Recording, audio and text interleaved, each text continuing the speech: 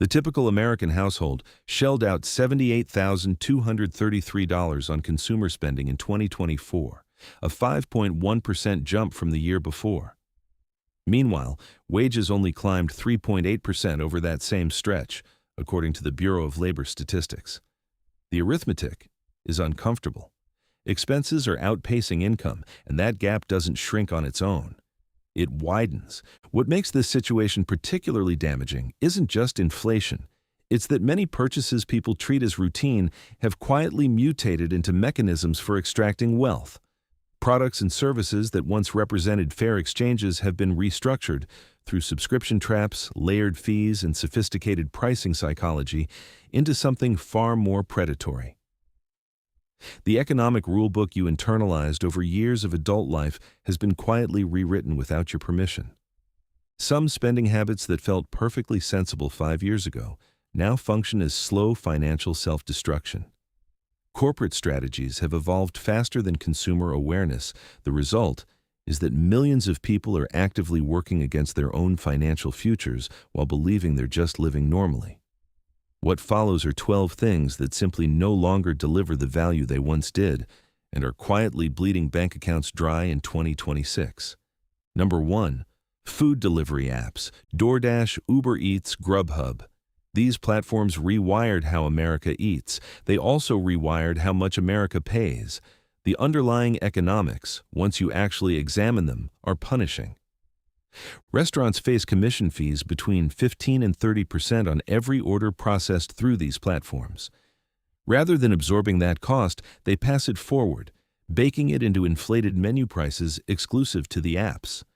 Studies have found that identical items run roughly 25% more expensive on delivery platforms compared to walking in and ordering yourself. And that's before the fees start stacking. Delivery charges, service fees, minimum order penalties, driver tips, and in some markets, surge pricing during busy periods. A meal priced at $12 inside the restaurant can balloon to $22 through an app. That's an 83% markup for the privilege of someone else making a 10-minute drive. According to Gordon Haskett Research Advisors, app-based food prices climbed an additional 8 to 12% since 2023 alone. The spread between what you pay in person versus through a screen keeps growing. When delivery is occasional, the convenience argument holds up. When it becomes a weekly ritual, the damage compounds fast. Someone ordering twice a week at a $15 premium per order is spending an extra $1,560 each year just to avoid picking up their own food. Invested at 8% annual returns over 2 decades, that habit costs roughly $7,800 per year in foregone wealth. The apps aren't passive tools. Their interfaces are engineered to minimize hesitation and maximize order frequency. Subscription tiers like DashPass manufacture an illusion of savings while locking users into consistent spending patterns. In 2026, delivery apps only make financial sense as an occasional convenience, not a default way of eating. Number 2. New cars. A brand new vehicle loses approximately 20% of its value the moment it leaves the dealership. On a $48,000 car, so close to today's average, that's $9,600 gone before you've reached the first traffic light. By the end of the first year, depreciation typically erases 25 to 30% of the purchase price. Your $48,000 vehicle is now worth somewhere between $33,000 and $36,000. You've surrendered more than a year's rent for many Americans in 12 months of ownership. Financing amplifies the problem. Buyers who financed most of the purchase often find themselves underwater almost immediately, owing more on the loan than the car is actually worth. Selling becomes impossible without bringing cash to cover the shortfall.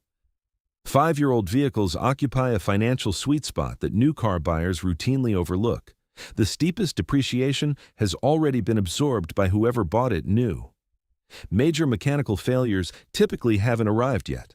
Modern cars, maintained properly, cover 150,000 to 200,000 miles without issue. Buy a reliable used vehicle, drive it 3 or 4 years, sell it before expensive repairs become likely. Depreciation during your ownership window is minimal. You often recover close to what you paid. The average monthly payment on a new car loan reached $738 in late 2025, according to Edmunds.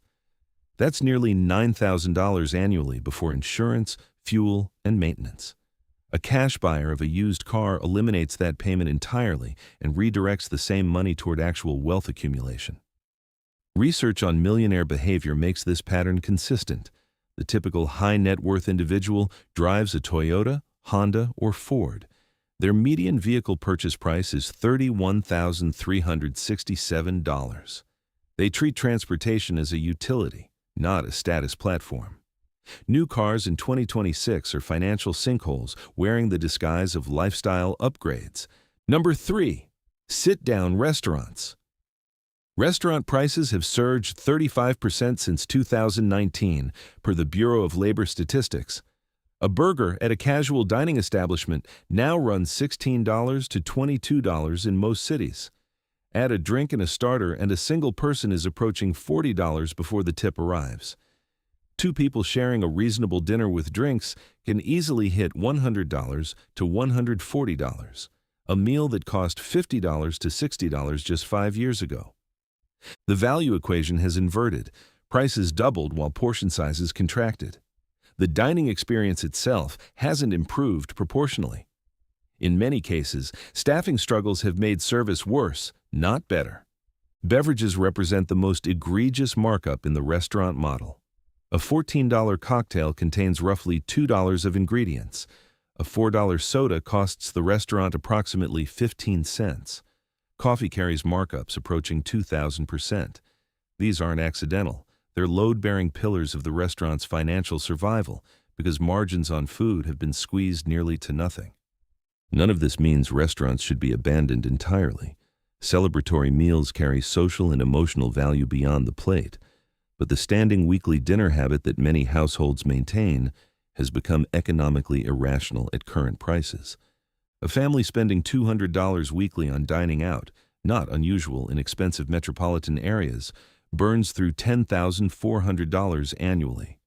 That same family could eat exceptionally well at home for $600 monthly, recovering more than $3,000 per year while likely improving their nutrition in the process.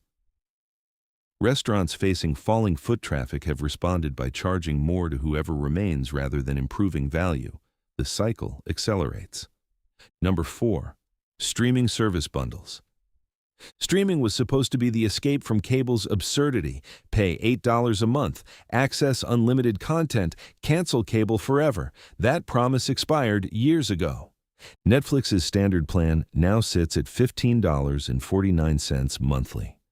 Add Disney Plus at $13.99, Hulu at $17.99, HBO Max at $15.99, Amazon Prime Video at $8.99, Apple TV Plus at $9.99, Peacock at $7.99, and Paramount Plus at $11.99. Subscribing to every major platform now exceeds $100 per month, $1,200 annually. Many cable bills were cheaper. Content fragmentation is deliberate. The show you're following migrates to a platform you don't have. The film you've been anticipating lands behind yet another paywall. Sports packages require separate subscriptions entirely. Each platform engineers just enough exclusive content to make cancellation feel like a loss. Collectively, they're reconstructing the cable bundle they claim to replace, just charging for each piece separately. The average American household now subscribes to 4.5 streaming services, according to Deloitte's 2025 Digital Media Trends Report. That's $60 to $75 monthly spent on passive screen time. The rational approach requires a discipline most people resist. Subscribe to one service, exhaust its catalog, cancel, move to the next. Rotate through platforms sequentially rather than maintaining all of them at once. This strategy costs $12 to $18 monthly instead of $75. You access the same content, just not simultaneously. Streaming in 2026 only makes financial sense if you refuse to play the game the platform's designed for you. Number 5. Fast food. Fast food's core value proposition was always simple: cheap, fast, and filling. The cheap part no longer applies. A Big Mac meal costs $12 to $15 in most markets. A Chipotle bowl approaches $15. Even Taco Bell, historically the budget floor of the industry, now charges $10 to $12 for a basic combination. Fast food prices have climbed 55% since 2019. Menu prices alone rose nearly 10% in 2023, according to BLS data, and the trajectory shows no meaningful deceleration. Strip away low cost and what remains is convenient, nutritionally poor food sold at premium prices. For $15, you can prepare a home-cooked meal using real ingredients, vegetables, whole proteins, actual food, in roughly 15 to 20 minutes. The time savings from fast food have shrunk to nearly nothing. The regular fast food habit runs the average customer between $3,000 and $5,000 annually. That's money spent actively degrading health while rewarding corporations that have determined, correctly, so far, that customers will absorb whatever price increase is placed in front of them.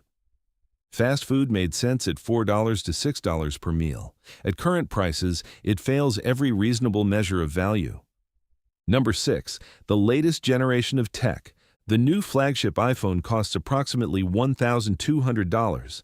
It photographs slightly better than the device already in your pocket. It runs identical apps at functionally the same speed. It delivers the same core experience. The performance gap between smartphone generations has compressed to something imperceptible for ordinary users. The iPhone 16 versus the iPhone 13, for anyone using their phone for social media, email, and communication, offers essentially nothing detectably different in daily life. Yet millions of people renew that $1,200 expenditure annually for upgrades they cannot feel. Planned obsolescence sharpens this problem. Software updates slow older hardware deliberately. Batteries degrade at rates that make replacement economically unattractive. Repair costs approach new device pricing. Every design choice in the ecosystem nudges users toward replacement cycles that benefit manufacturers, not owners. This pattern extends beyond phones. Laptops, tablets, televisions, and peripheral gadgets receive lavish marketing pushes despite offering minimal real-world advantages over hardware that's 2 or 3 years old. The smarter approach: buy technology 1 or 2 generations behind the current release. A refurbished iPhone 14 costs roughly half what a new iPhone 16 carries. It handles everything a normal person actually uses a phone for. The performance difference is undetectable under real-world conditions. Upgrading flagship phones on a 2-year cycle costs approximately $600 annually in depreciation alone. Compounded over a career, that's tens of thousands of dollars surrendered for photos that are marginally sharper. Number 7. Expensive weddings. The average American wedding now costs around $35,000, according to the Knott's 2024 Real Wedding Study. $35,000 for one day. A single event. Roughly 6 hours of your life. Research consistently identifies money as the leading cause of marital conflict. Launching a marriage with $35,000 in debt or $35,000 drained from savings before the financial demands of shared life have even begun seems like a peculiar foundation for a partnership that financial stress will inevitably test. The wedding industry has refined emotional leverage into a science. Attach the word wedding to any product or service, and the price doubles or triples. Photographers who charge $1,500 for family portraits charge $3,500 for weddings. Venues that rent for $500 for corporate events charge $5,000 for receptions. Flower arrangements priced at $200 for a dinner party become $600 for a ceremony. You aren't paying for elevated quality, you're paying for the category label. Research from Emory University found that couples spending $50,000 or more on weddings are 46% more likely to divorce than couples spending under $10,000. Correlation isn't causation, but the pattern warrants attention. A meaningful ceremony doesn't require financial devastation. Courthouse weddings are legally binding. Backyard receptions produce genuine memories. The marriage itself is the point, not the event designed to celebrate it. If you can fund a $35,000 wedding from savings without affecting retirement contributions, emergency reserves, or other financial goals, Spend as you choose. But if that $35,000 involves credit cards, a delayed home purchase, or the elimination of your financial cushion, you're trading long-term stability for short-term spectacle. The photographs don't compound in value. Number 8. Luxury travel. Airfare has risen 30 to 40% since 2019. A domestic round trip that once ran $250 now costs $350 to $400. International routes have seen comparable increases. A one-week trip for two, flights, accommodations, meals, activities, routinely reaches $4,000 to $6,000. A family vacation to Disney World now averages $8,000 to $10,000 for a week, according to travel industry surveys. For a household earning $50,000 annually, that Disney trip represents roughly 20% of gross income, closer to 25% of take-home pay, for 7 days. Travel has genuine worth. Experiences create lasting memories. Exposure to different places and cultures produces enrichment that material possessions don't replicate. The issue isn't travel itself. It's travel that exceeds what your financial position can support. Bankrate data shows the average American cannot cover a $1,000 emergency expense. Many of those same people finance multi-thousand-dollar vacations on credit cards, chasing the dopamine of a trip today while funding debt payments for the following year and beyond. Budget travel delivers most of the experience at a fraction of the cost. Road trips replace flights, vacation rentals replace resort hotels, cooking in replaces dining out every meal, walking tours replace expensive guided excursions. The premium travel industry has raised prices because demand has absorbed those increases. You aren't required to participate. Travel within your means produces genuine enjoyment. Travel beyond your means produces credit card statements that outlast the memories by years. Number 9. Buy now, pay later financing. Affirm, Klarna, Afterpay. These services extended financing to virtually every purchase imaginable. A $50 pair of shoes, a $200 appliance, a $30 skincare product. The pitch is engineered to sound reasonable. Split it into 4 payments, no interest if you pay on time, frictionless and convenient. The reality is less generous. These services exist because they're profitable. They're profitable because customers pay late fees, miss payments, and take on purchases they wouldn't have otherwise justified.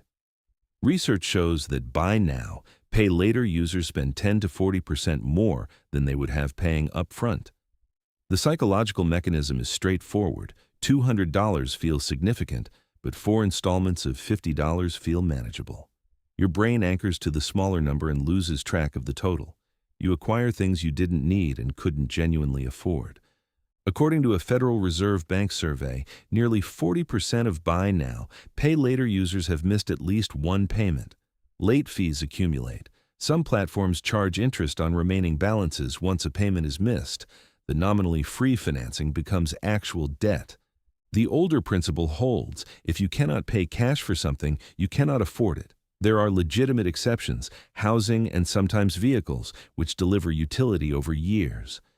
But financing a hoodie, financing a blender, financing a skincare routine, that's debt taken on for pure consumption. The worst kind. Every installment plan is a product designed to bridge the gap between what you want and what you've actually earned. The companies behind them aren't extending generosity. They're monetizing your impatience. Number 10. Branded products.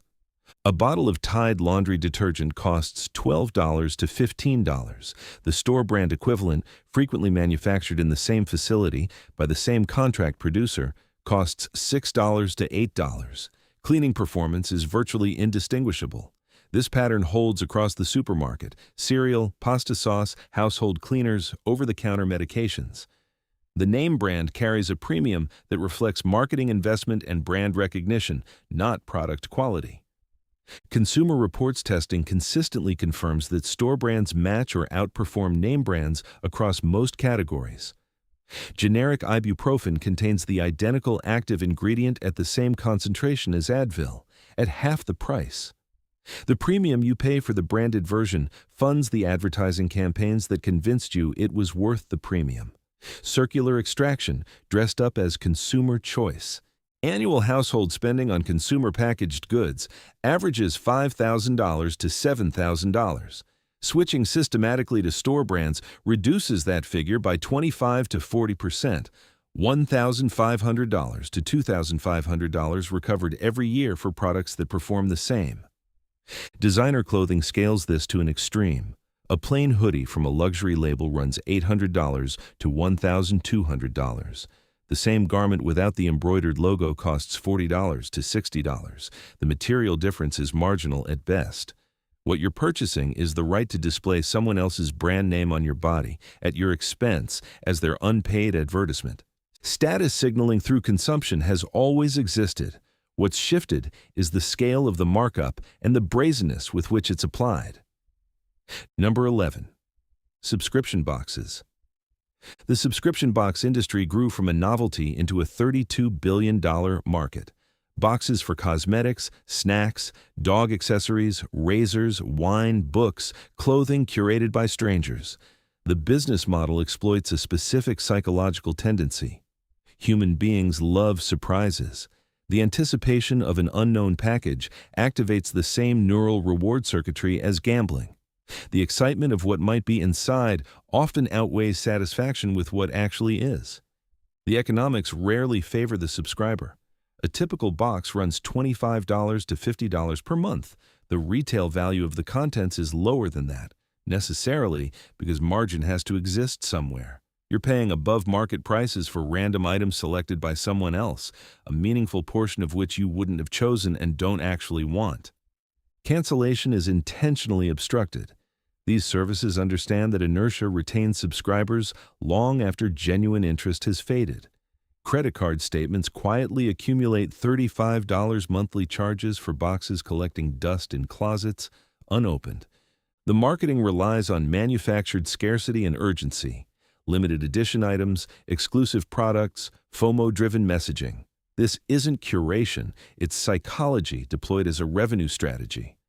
If you want specific products, purchasing them directly costs less than receiving them through a curated box. If the surprise itself is what you're after, recognize it for what it is, an entertainment expense, not a product value. These services aren't saving you money or surfacing items you'd otherwise miss. They're recurring revenue businesses built on dopamine and inertia. Number 12. Premium coffee drinks. A pumpkin spice latte at Starbucks runs $7 to $9 in most markets. A basic brewed coffee starts at $3 to $4. Any customization and you're approaching $6 to $7. Coffee brewed at home using quality beans costs approximately 25 to 50 cents per cup. Even premium specialty beans rarely exceed $1 per serving. A daily $6 drink habit costs $2,190 annually. Someone brewing at home for 50 cents a day spends $182.50 per year. The gap between those two numbers is over $2,000 annually for the same caffeine delivery. Compounded at 8% annual returns over 30 years, the $2,000 yearly difference grows to approximately $245,000. $250,000 for the choice of where you make your morning coffee. The premium coffee shop isn't selling coffee, it's selling ambiance, convenience, and social identity. Understanding that clearly doesn't make the purchase inherently wrong, but it reframes the decision. If a daily coffee shop visit genuinely adds enough value to your life to justify $2,000 per year, that's a conscious choice you're entitled to make. But most people running that habit never did the math. The routine formed before the calculation happened. The spending categories draining wealth in 2026 share a set of common features. They exploit convenience, status, psychology, and inertia. They've risen in price while the value delivered has declined or stagnated. Their profitability depends on customers not running the numbers. Running the numbers changes the entire picture. Each category here represents thousands of dollars per year. Combine several, and you're looking at $10,000 to $20,000 in annual spending that produces minimal lasting satisfaction or wealth. The same money, invested consistently, builds something that actually improves life over time. The broader economy is structured to encourage unconscious spending. Algorithms surface purchases at moments of emotional vulnerability. Marketing budgets exist to manufacture desire for things you weren't thinking about an hour ago. Financing products remove the natural friction of not having enough money. Your defense against all of it is awareness, understanding what things genuinely cost, what they actually deliver, and the size of the gap between those two numbers. None of the 12 categories here is categorically forbidden. Some may genuinely justify their price for your specific life and circumstances. The question was never whether anyone should ever spend money on these things. The question is whether you made a deliberate choice, or whether the spending simply happens while your attention is elsewhere. Your money is either building your future or funding someone else's. In 2026, knowing the difference is the most valuable financial skill you can develop.